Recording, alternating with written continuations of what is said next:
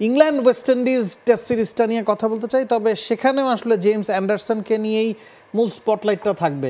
Anderson নাই, আবার Anderson আছেন, বল হাতে থাকছেন না, কোচিংয়ে ইতিমধ্যে ঢুকে গেছেন। গেল সপ্তাহে তিনি খেলছিলেন, পরের সপ্তাহে কোচিং করছেন, একই ট্র্যাক স্যুট। মার্কুট তার জায়গায় রিপ্লেসমেন্ট হিসেবে দলে এসেছেন, হয়তো একাদশের সুযোগ পেয়ে যাবেন।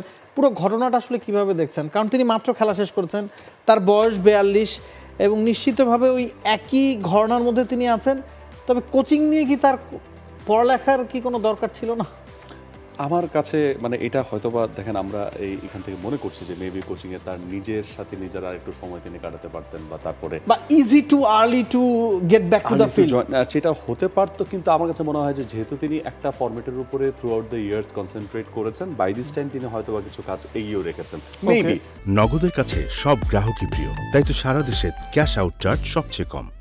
We don't know exactly, but maybe. Otherwise, England cricket, মানে এরকম একটা প্রফেশনাল ক্রিকেট বোর্ড তো নিশ্চয়ই এ ধরনের একটা অ্যাপয়েন্টমেন্টে যেত না। আরেকটা জিনিস আছে, ইংল্যান্ড ক্রিকেট হয়তো বা সেটাও ভেবেছে যে পৃথিবীর আর কোনো দেশ এই দিকে চোখ দেওয়ার আগে এইটা খাঁচায় বন্দি করে ফেলো।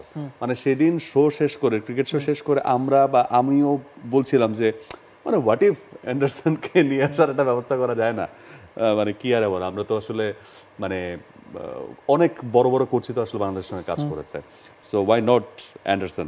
বাট দেখেন, মানে যেই ম্যাচে তিনি রিটায়ার করলেন, পরের ম্যাচে তিনি কোচ, ইট মিনস তার ভ্যালিউ ইংল্যান্ড কিভাবে দিয়েছে এটা একদমই স্পষ্ট। মানে তারাও বুঝতে পেরেছে যে অন্তত মাত্র অফারে যেটা বললাম, তিনি যদি শুধুমাত্র বোলারদেরকে বোথ সাইড সুইংটা কিভাবে করবেন এতটুকুও শিখান, এটাও তো একটা মারাত্মক বিষয়। মানে একটা বোলার বোথ সাইড সুইং করাতে পারেন সমান তালে, দিস ইজ ইমপ্রেসিভ।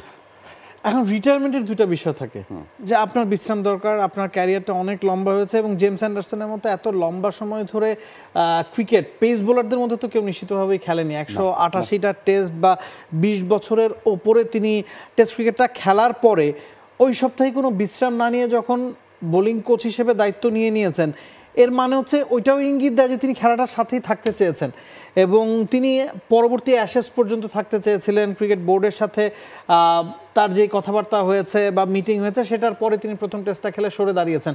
যদি তিনি বিশ্রাম চাইতেন, যদি তিনি ক্যারিয়ারটা যেভাবে শেষ করতে চেয়েছিলেন সেভাবে শেষ করতেন, তাইলে হয়তো তিনি কোচিংয়ের দায়িত্বে এখন এইভাবে আসতেন না। It's a very big message.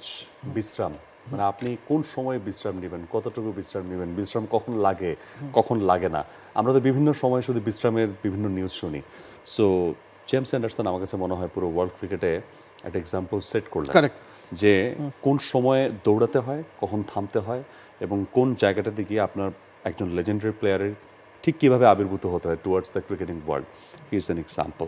So আরও অনেক কথা নিশ্চয়ই রয়ে গেছে আসলে ইংল্যান্ড ওয়েস্ট ইন্ডিজ নিয়ে, কারণ ওয়েস্ট ইন্ডিজ তো লর্ডসে এই পর্যন্ত 24টা ম্যাচ খেলেছে। তো লাস্ট ম্যাচটা তার ইনিংস ব্যবধানে হারলো, লাস্ট এর আগে 2007-এ ড্র করেছিল, সবশেষ জিতেছিল 1988 সালে। মানে এই যে লর্ডসে তাদের যে হিসাব নিকাশ আমরা দেখেছিলাম, বা ইংল্যান্ডের মাটিতে যে হিসাব নিকাশ, সেখান থেকে উইন্ডিজ কিভাবে ঘুরে দাঁড়াবে আই হ্যাভ নো ক্লু। এবং নটিংহামে খেলা নিশ্চিতভাবে ম্যাচটা সহজ হচ্ছে না। জেমস অ্যান্ডারসন নাই, তার জায়গায় মার্কুট আসবেন, 150 কিলোমিটার গতিতে নিয়মিত বল করতে পারেন, এবং এই ইংল্যান্ড দলের যেই ডেপথ, তাদের সাথে এই ওয়েস্ট ইন্ডিজ দলের আসলে পেরে ওঠাটা খুব ডিফিকাল্ট। এবং 3 ম্যাচের টেস্ট সিরিজ, প্রথম ম্যাচে ইংল্যান্ড যেভাবে ডমিনেট করেছে, আমার কাছে মনে হয় পরবর্তী 2টা ম্যাচে ওভাবেই আসলে ইংল্যান্ড ডমিনেট করবে। অ্যান্ডারসনের থাকা না থাকার প্রভাব এই ওয়েস্ট ইন্ডিজের বিপক্ষে আসলে খুব বেশি পড়ছে না। For more updates, subscribe to our YouTube channel and click on the bell icon. Follow us on Facebook and Instagram. Download T-Sports app to enjoy exciting games and highlights. Visit tsports.com.